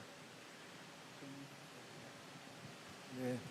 일단 뭐 교수님 말씀하셨듯이 저희도 이번에 전략 기술을 분석을 해보니까 우리가 뭐 선진국 대비 뭐 한 70% 정도로 기술 열의에 있는 기술들이 있습니다. 아까 말씀하셨듯이 뭐 양자라든지 바이오라든지 우주는 상당히 열의에 있고요. 그 반면에 아까 뭐 반도체도 모든 분야가 그런 건 아니지만 뭐 적어도 나노 소재 공정이라든지 이런 부분이라든지 아니면 5G라든지 6G 이런 부분들 특히 2차 전지 부분은 상당히 앞서 있는데요. 분명히 이제 기본적으로 목표는 그렇습니다. 저희가 모든 것을 다 잘할 수는 없을 것 같고요. 그 중에 다만 이제 꼭 저희가 확보해야 될 그런 기술들을 목록은 좀 정해야 되지 않을까 생각이 듭니다. 그러니까 발사체 기술 같은 경우도 그런 일환에서 누리호도 한 15년 전에 시작됐는데요. 그런 차원에서 제2의 누리호 같은 기술들을 만들어서 저희가 꼭 필요한 기술들을 확보하는 그런 노력이 필요하다고 생각됩니다. 예. 저는 개인적으로 우리 정부가 앞으로 상당히 모순적인 전략을 해야 된다고 봅니다. 그 모순이 뭐냐 하면은 과학기술 정보에 대한 이해는 굉장히 많이 습득을 하고 강화해야 되는데 R&D 부분에서는 굉장히 과감하게 민영화해야 된다. 그러니까 특히 국방과학기술 같은 경우에는 굉장히 우리가 전 세계에서 한 4, 5위 정도의 R&D 능력을 갖추고 있는데 정부가 계속 독점을 하고 있거든요. 그래서 그 한 분야만 본다면은 정부가 과감하게 그것은 민간 기업들한테 넘겨주고 가이드라인만 제시하면 됩니다. 다만 대통령을 포함한 거의 모든 정책 위반자들은 과학기술에 대한 능력과 정보를 훨씬 더 강도 높게 공부해야 됩니다. 네네, 아주 중요한 부분이셔서 아까 이신하 교수님도 잠깐 이제 지적을 하셨었고 이 새로운 패러다임 하에서 뭐 아까 인공위성 네트워크에서도 거의 이번에 우크라이나에서도 거의 70% 가까이가 사실 민간 기반의 네트워크를 활용을 하고 있는 것처럼 앞으로 패러다임에서 민간의 그 역할, 민간 기술의 부분은 굉장히 중요한 이슈여서 마지막으로 이제 그 조용래 박사님 의견을 듣고 민간 쪽으로 이슈를 넘어가도록 하겠습니다. 아까 우리 전략기술 한국의 전략기술의 어떤 이 리더십이 분야별로 당연히 차이가 많이 나기 때문에 제가 볼 때는 두 가지가 가장 중요할 것 같은데 첫 번째는 결국은 인재라는 부분. 엊그저께도 이제 여러 과학자분들하고 뭐 하루 종일 얘기를 하면 한국은 미국에 비해서 20%도 안 되는 예산에 20%도 안 되는 연구원들 데리고 글로벌 컴피티션을 해야 된다라는 그런 얘기들을 많이 하셨는데 결과적으로 인재라는 부분은 그 20%를 메꿀 수 있는 가장 중요한 소프트 파워가 아닌가 생각이 들고 두 번째가 사실은 정보 전략, 정보 서베일런스 기반에서 굉장히 스마트한 전략이라는 부분도 굉장히 중요할 것 같아서 아까 서베일런스 말씀하셨던 조용래 박사님께서 좀 전략적인 어떤 방향을 좀 말씀해 주시면 감사합니다. 예, 그 서베일런스 쪽 중심으로 조금 말씀을 드리면요. 지금 뭐 국가 필수 전략 기술 관련해서나 아니면은 그 산업부의 이제 국가 첨단 전략 산업 관련해서나 관련된 이 워킹 그룹이라든지 이제 위원이라든지 이제 이런 그 작업들이 진행되고 있는 걸로 알고 있는데요. 뭐 전략 기술 그러니까 전략 기술 관련돼서는 뭐 그 전략 기술 기획 자문단이 이제 그 6월 8일에 발족한 바 있었습니다. 그때 제가 이제 그 내용을 보면서 가장 잘 설정됐다고 이제 봤던 거는 그 공동위원장으로서 민간 대기업에 있는 CTO가 이제 참여를 하는 그런 구조가 만들어졌다는 것입니다.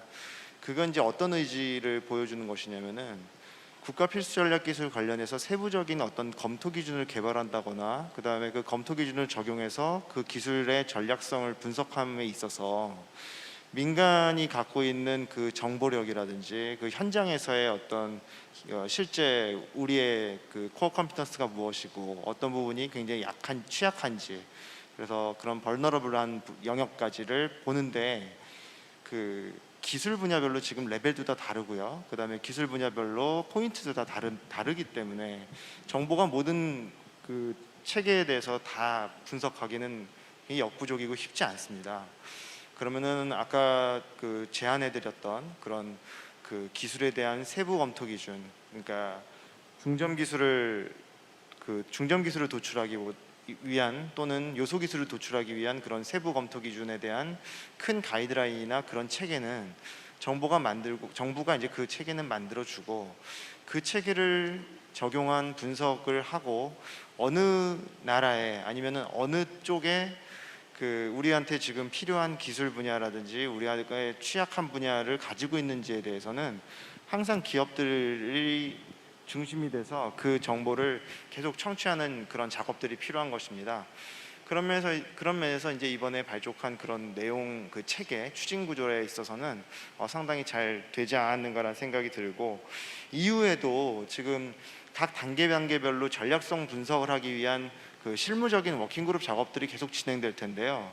이때마다 그 기술 분야에 있는 핵심 그 기술 실무 전문가라든지 아니면 전략 기획 전문가들이 계속 같이 들어가서 어느 포인트 아니면 어느 포인트 이 기술 분야에 대해서는 이 기술 분야에 특화된 세부 검토 기준들을 계속 개발하고 그걸 적용하고 모니터링하는 작업들이 필요하다고 하는 점에서 민간의 참여는 큰 틀은 정부에서 만들고 그다음에 그 어떤 작업을 주도하는 거는 민간 기업들이 특히 대기업과 거기에 관련된 그 벤더로서 들어오는 그런 중소기업들이 함께 이제 작업을 하는 그런 구조를 계속 유도를 하는 게 지금 현재 정부의 역할이라고 합니다. 정부에서 모든 정보를 다 쥐고 있기도 어렵고 그리고 그걸 계속 업데이트하기가 쉽지 않습니다. 계속 민간에 물어보고 기업에 물어보고 기업에 있는 그 전문가들이 자꾸만 그 어떤 보안 문제 때문에 좀 꺼리는 경향이 있거든요. 그걸 어떻게 하면 잘 끌어낼 수 있도록 하는 게 중요하다고 생각되고요. 양자 쪽이 지금 인재가 가장 부족하다고 하는 얘기들이 많이 있고 ADD나 이런 데서도 그런 얘기들을 들은 적이 있었습니다. 그래서 이 인재 쪽 같은 경우도 마찬가지로 지금 민간 기업들과 이런 작업들을 하다 보면은 어떤 부분이 지금 인력이 가장 부족한 부분인지에 대한 얘기를 좀 더 생생한 얘기들을 많이 들을 수 있을 것 같고요. 이러다 보면은 그 R&D 투자 전략과도 같이 연결될 수 있을 것 같아요. 그래서 현재 그 국가에서 만들어 놓은 R&D 투자에 관련된 투자 분석 내지는 투자 방향 설정을 하기 위한 정보 분석 체계가 또 있습니다. 그 정보 분석 체계에는 인력 양성에 관련된 기초 자료들도 다 지금 사실 시스템에 내장이 또 돼 있는 상태라고 본다면 그 정보를 제공하고 민간들이 그 내용을 열람을 하면서 같이 협업을 해가지고 분석을 할 수 있는 그런 어떤 워룸 시스템 같은 그런 작업이 워게임이라든지 워룸 시스템 같은 그런 체계가 좀 필요하지 않을까라는 생각입니다. 네, 감사합니다. 그 R&D도 앞으로 전략적인 접근이 보다 더 중요해지는 부분들, 아주 중요한 부분일 것 같고요. 아까 말씀하셨던 그 민간 부분의 역할이 앞으로 아마 이 새로 전개되는 포스트 글로벌리제이션의 국가 전략, 그 기술 전략 차원에서는 아주 중요한 새로운 그 디멘션일 것 같은데요. 그 민간 부분에서 현재 앞으로의 어떤 전략적인 대응, 그다음에 방향 이런 부분에 대해서 주원 박사님께서 조금 말씀을 해주시면 감사드립니다. 네, 뭐 시간이 많이 돼서 길게는 말씀 안 드릴 텐데요. 민간 쪽에서는 지금 이제 가운데 서 있습니다. 뭐 이번에 바이든 대통령이 방한을 하면서 자동차하고 삼성전자 뭐 투자를 약속했던 것도 미국 시장보다는 사실 중국 시장이 더 커요. 더 큰데 미국 기술을 원천은 사용하고 있기 때문에 어차피 미국 쪽에 줄을 서는 건 맞는데 그런데 이제 중국 시장과의 단절을 의미하는 건 아니거든요. 그래서 민간에서는 사실 최근에 이제 국내 연구개발센터라든가 뭐 연구개발 관련된 그런 자회사들은 거의 다 미국 쪽으로 지금 나가고 있습니다. 뭐 AI라든가 왜냐하면 뭐 인력 수준이라든가 이런 걸 보면 그쪽이 훨씬 낫거든요. 그래서 R&D 쪽은 선진국 중심 지향이고 그다음에 시장은 아직도 중국인데 여전히 뭐 지금도 그렇지만 10년 후, 20년 후 보면 선진국 시장보다는 신흥 시장이 커질 게 맞기 때문에 시장은 그렇게 보고 있는데 지금 뭐 그 IPEF로 대변이 되죠. 이게 완전히 갈라치기가 과연 미국의 목적일까?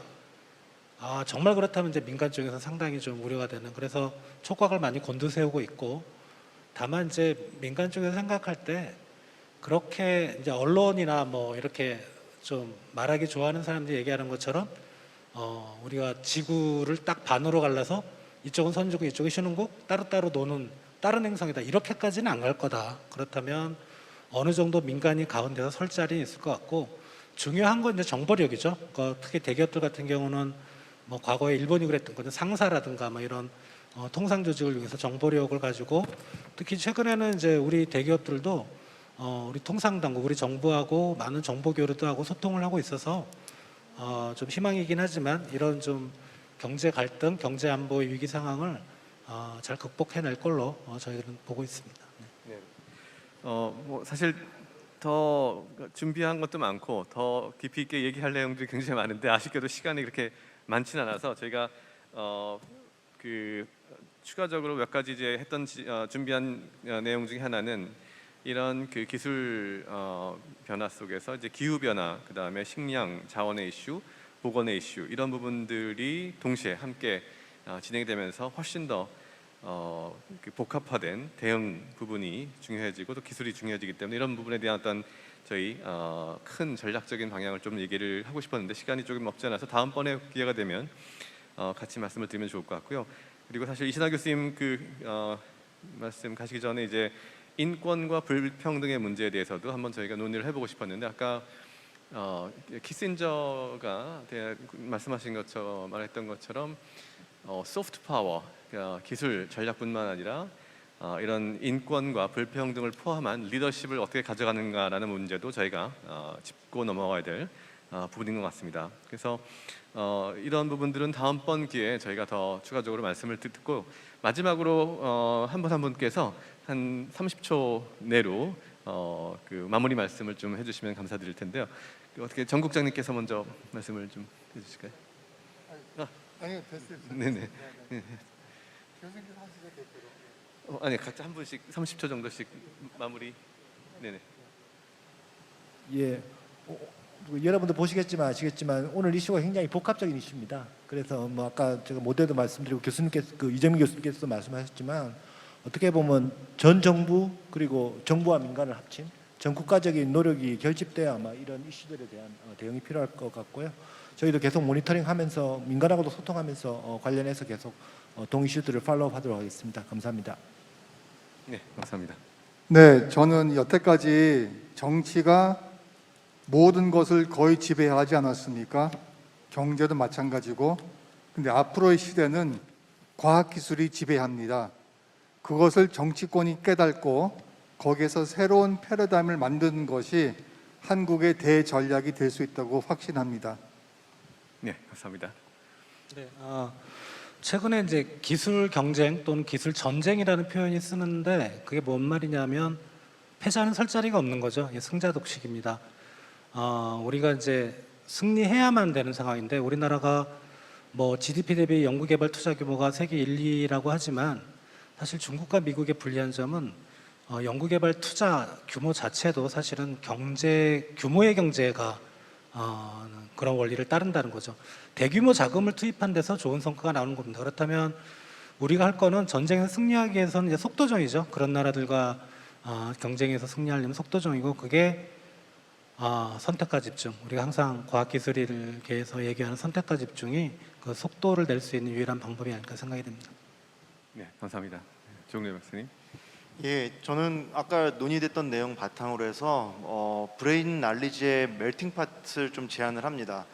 그 지금 신흥 그 국정과제에서 지금 나와 있는 내용 중에 신흥안보위원회라든지 아니면 아까 언급드렸던 전략기술기획자문단 같은 곳에서 하는 지금 활동들을 보면은 굉장히 다학제적인 그런 그 접근이 이루어짐을 알 수 있습니다. 그래서 지금 김원중 교수님도 말씀하셨던 그 뭐 기후라든지 에너지라든지 뭐 불평등의 문제라든지 이런 데 있어서 과학기술인뿐만이 아니라 사회과학자들이 다 함께 참여하는 그런 체계를 지금 구상을 하고 있다는 점에서 굉장히 중요하고 잘 그 설정이 되어 있다고 생각이 들고 그런 면에서 그 날리지의 어떤 멜팅팟 같은 그런 이제 다학제적인 그런 작업들이 이루어지고 정부의 프로젝트 역시 현재 다부처 공동 그 R&D 프로젝트 같은 것들을 현재 그 안보 관련된 그런 기술들을 이 다학제 내지는 다부처 R&D의 그 프로젝트의 하나의 그 수단으로 삼아서 그 테마들을 집어넣어서 추진하는 그런 작업들이 중요하지 않을까 생각합니다. 네, 감사합니다. 오늘 아주 귀한 말씀을 많이 주셨고요. 마지막으로 뭐 제가 코멘트를 드리자면 아까 우리 이정민 교수님 처음에 발제하실 때 말씀을 하셨었는데 소수의 과학기술 전문가들이 있고 과학기술을 잘 모르는 또 정책, 기획, 집행 전문가들이 따로 있다.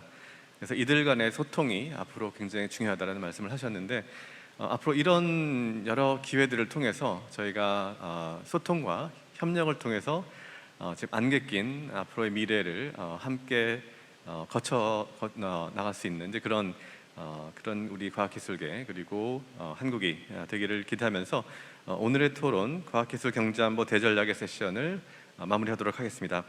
참여해주신 여러분들께 다시 한번 진심으로 감사를 드리고 또 온라인으로 참여해주신 분들께 감사의 말씀을 전합니다.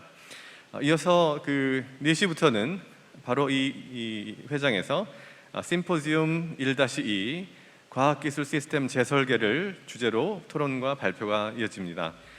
현장 및 온라인 청중들께서는 충분하진 않을 것 같은데요. 잠깐 휴식을 갖고 참여해 주시기를 바랍니다. 감사합니다.